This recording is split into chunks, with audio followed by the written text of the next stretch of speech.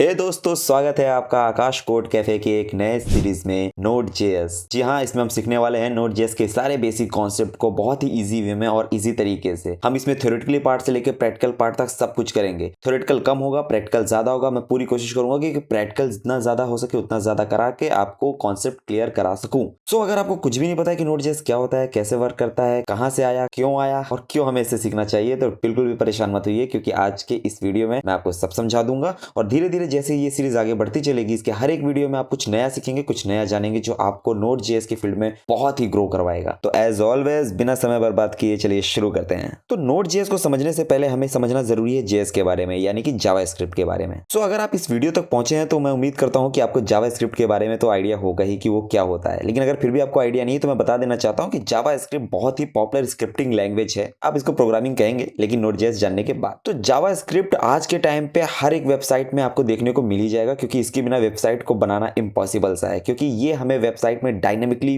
बहुत कुछ ऐड करने का फीचर्स प्रोवाइड करता है। तो जब जावास्क्रिप्ट मार्केट में आया था तो उसके 20 साल तक तो जावास्क्रिप्ट सिर्फ क्लाइंट साइड स्क्रिप्टिंग के लिए ही यूज होता था, और जावास्क्रिप्ट को हम सिर्फ स्क्रिप्ट टैग के अंदर ही यूज कर सकते थे। क्लाइंट साइड स्क्रिप्टिंग से मेरा मतलब है कि वेबसाइट्स जो हम ब्राउजर पे चलाते हैं और विजिट करते हैं। तो अब यहाँ पे प्रॉब्लम क्या हुई कि जावास्क्रिप्ट को हम फ्रंट एंड में यूज करते थे, लेकिन जब हमें बैकएंड का डेवलपमेंट करना पड़ता था तो हमें कोई नई प्रोग्रामिंग लैंग्वेज सीखनी पड़ती थी, जैसे कि PHP, जावा, रूबी वगैरह वगैरह। अब डेवलपर्स के लिए बहुत हेडेक था कि हम दो अलग अलग टेक्नोलॉजी के लिए दो अलग अलग लैंग्वेज सीखें। एंड 2009 में Node.js मार्केट में उतरा। अब Node.js कोई प्रोग्रामिंग लैंग्वेज नहीं है। Node.js सिर्फ एक रन टाइम इन्वायरमेंट है जो हेल्प करता है जावास्क्रिप्ट को सर्वर साइड पे रन करने के लिए। हो सकता है कि आप यहाँ पे थोड़ा कंफ्यूज हो कि क्या होता है क्लाइंट साइड और क्या होता है बैकएंड साइड। तो देखिए, मैं आपको बता देना चाहता हूँ, क्लाइंट साइड का मतलब होता है कि यूजर जहां से डायरेक्टली इंटरेक्ट कर सके, यानी कि हमारी वेबसाइट जो कि हम अपने ब्राउजर पे चलाते हैं उसे कहते हैं क्लाइंट साइड। और सर्वर साइड से मेरा मतलब है कि वो सारे प्रोसेसेस जो बैकएंड में होते हैं, यानी कि डेटाबेस में डेटा भेजना, रिट्रीव करना और सारे कैलकुलेशंस और डेटा मैनिपुलेशंस वगैरह, ये सारे काम सर्वर साइड पे होते हैं। तो इसे कहते हैं बैकएंड टेक्नोलॉजी। तो Node.js के आने से पहले हम जावास्क्रिप्ट को सर्वर साइड पे रन नहीं कर सकते थे, लेकिन Node.js के आने के बाद ये पॉसिबल हो पाया क्योंकि Node.js बना है V8 इंजन पे। V8 इंजन जावास्क्रिप्ट के कोड को कंपाइल करता है मशीन कोड में। तो चलिए Node.js की हिस्ट्री के बारे में अब थोड़ा जान लेते हैं। तो Node.js जब आया था तो ये सिर्फ Linux and macOS operating system के लिए ही आया था, लेकिन फिर 2011 में Node.js को और ज्यादा एक्सपेंड करने के लिए Node.js और माइक्रोसॉफ्ट ने मिलकर विंडोज के लिए भी एक नया वर्जन Node.js का लॉन्च किया।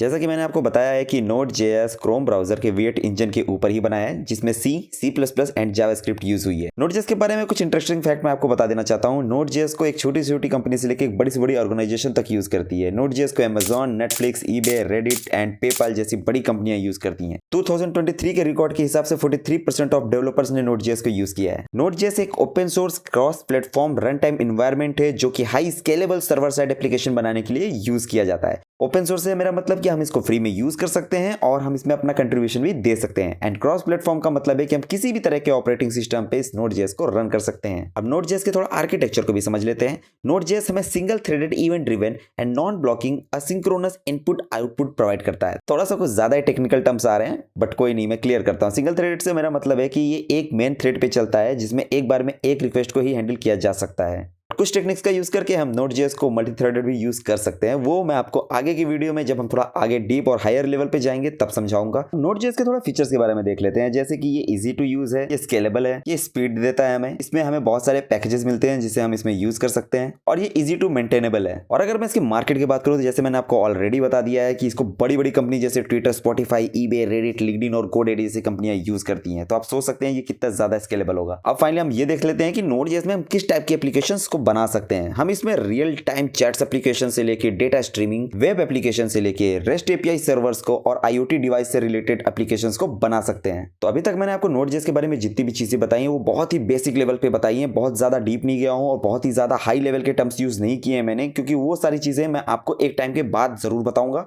क्योंकि अभी बताऊंगा तो उसको समझना बहुत मुश्किल होगा। हम पहले थोड़ा कोड करेंगे, कुछ एपीआईज बनाएंगे, एक दो प्रोजेक्ट बनाएंगे, उसके बाद मैं आगे की चीजें कवर करूंगा कि Node.js को हम हाई स्केलेबल एप्लीकेशन बनाने में कैसे यूज कर सकते हैं। तो फिलहाल के लिए Node.js का ये शॉर्ट इंट्रोडक्शन हो गया। अब चलिए इसके इंस्टॉलेशन पार्ट पे आते हैं। तो Node.js को इंस्टॉल करने के लिए सबसे पहले इसको डाउनलोड करते हैं। तो हम यहाँ गूगल में आते हैं, यहाँ लिखते हैं Node.js, एंटर मारते हैं उसके बाद जैसे हम एंटर मारेंगे तो हमें यहाँ डाउनलोड का ऑप्शन दिख रहा है, हम इस पर क्लिक करेंगे तो हम यहाँ देख सकते हैं विंडोज, मैक ओएस और उबंटू तीनों ऑपरेटिंग सिस्टम के लिए यहाँ पे हमें पैकेजेस दिख रहे हैं। तो इसको डाउनलोड करने के लिए यहाँ पे दो चीजें आप देख सकते हैं, यहाँ पे एक LTS है, करंट है। याद रखिएगा जो करंट वर्जन होता है वो हमेशा लेटेस्ट वर्जन होता है Node.js का, जो टेस्टिंग पर्पज से भी चल रहा है। तो प्रोडक्शन के लिए हम कभी भी इसे यूज नहीं कर सकते। मैं तो हमेशा आपको रिकमेंड करूंगा कि आप LTS वर्जन ही यूज करें, यानी लॉन्ग टर्म सपोर्ट वाला वर्जन ही यूज करें। तो यहाँ पे अलग अलग ऑपरेटिंग सिस्टम के लिए पैकेजेस हैं, तो मैं यहाँ पे विंडोज यूज कर रहा हूँ, तो इसलिए मैं अपने विंडोज के बटन पे यहाँ क्लिक करूंगा और जैसे ही क्लिक करूंगा तो यहाँ पे डाउनलोडिंग स्टार्ट हो जाएगी। हम इसकी डाउनलोडिंग कंप्लीट होने का वेट करते हैं।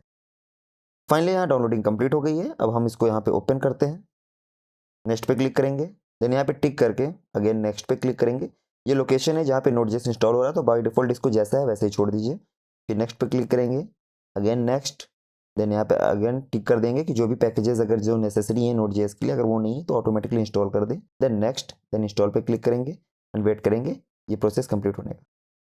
फाइनली यहाँ पे Node.js का इंस्टॉलेशन कंप्लीट हो गया। अब हम फिनिश के बटन पे क्लिक करेंगे, तो अब हम यहाँ पे टर्मिनल ओपन करेंगे और टर्मिनल ओपन करने के बाद हम यहाँ पे लिखेंगे node-v। तो हम यहाँ देखेंगे हमें नोड का वर्जन दिख रहा है 20100, ये नोड का वर्जन है।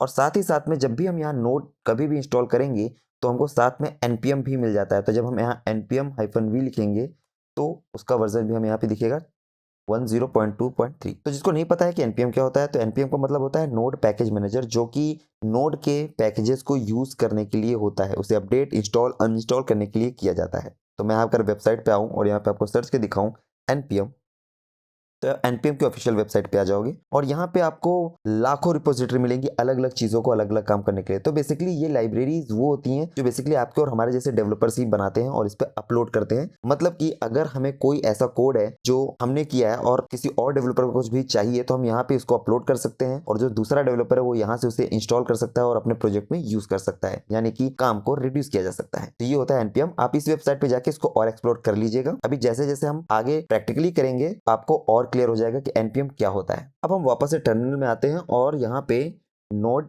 एंटर मारते हैं और अपना पहला हेलो वर्ल्ड लिखते हैं। तो चलिए यहाँ पे इसको लिखने के लिए हम लिखेंगे console.log, जैसा कि हम जावास्क्रिप्ट में लिखते हैं सेम, बिकॉज यहाँ जावास्क्रिप्ट ही यूज होती है, हेलो वर्ल्ड।